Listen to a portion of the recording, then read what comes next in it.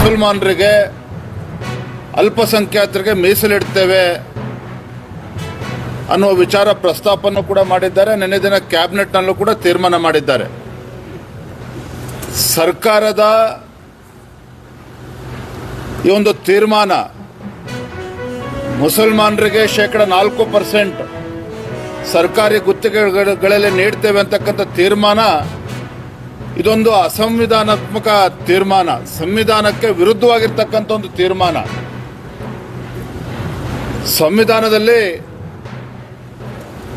ಒಂದು ಧರ್ಮದ ಆಧಾರವಾಗಿ ಮೀಸಲಾತಿಯನ್ನು ಕೊಡಬೇಕು ಅಂತೇಳಿ ಎಲ್ಲೂ ಕೂಡ ಉಲ್ಲೇಖವನ್ನು ಮಾಡಿಲ್ಲ. ಆದರೆ ಕಾಂಗ್ರೆಸ್ ಸರ್ಕಾರದ ಈ ನಿರ್ಧಾರ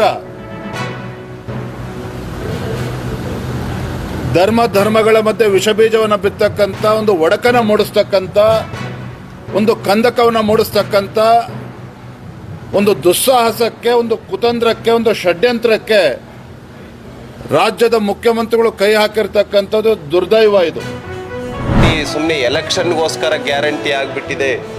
ಈಗ ಉದಾಹರಣೆಗೆ ಗೃಹ ಲಕ್ಷ್ಮಿಗೆ ದುಡ್ಡು ಬರಬೇಕು ಅಂತೇಳಿದ್ರೆ ಈಗ ZPPP ಎಲೆಕ್ಷನ್ ನಡೆದ್ರೆ ಮಾತ್ರ ಹೆಣ್ಮಕ್ಳ ಅಕೌಂಟಿಗೆ ದುಡ್ಡು ಬರುತ್ತೆ.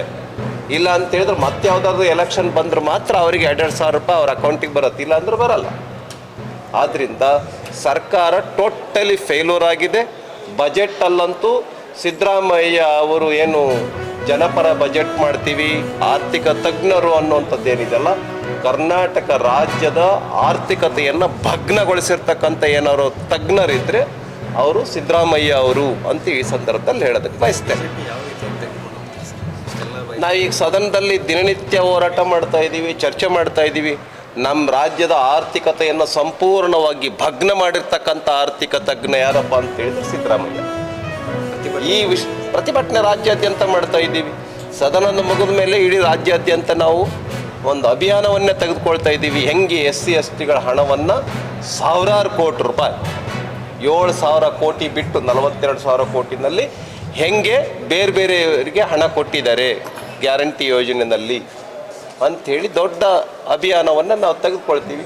ನಮ್ಮ ರಾಜ್ಯದಲ್ಲಿ ಎಲ್ಲರಿಗೂ ಟ್ಯಾಕ್ಸ್ ಹೆಂಗೆ ಹೆಚ್ಚಿಗೆ ಮಾಡಿದ್ದಾರೆ, ನೀರಿಗೆ ಟ್ಯಾಕ್ಸು, ಹಾಲಿಗೆ ಟ್ಯಾಕ್ಸು, ಆಲ್ಕೋಹಾಲಿಗೆ ಟ್ಯಾಕ್ಸು, ಪೆಟ್ರೋಲ್ ಡೀಸೆಲ್ಗೆ ಟ್ಯಾಕ್ಸು,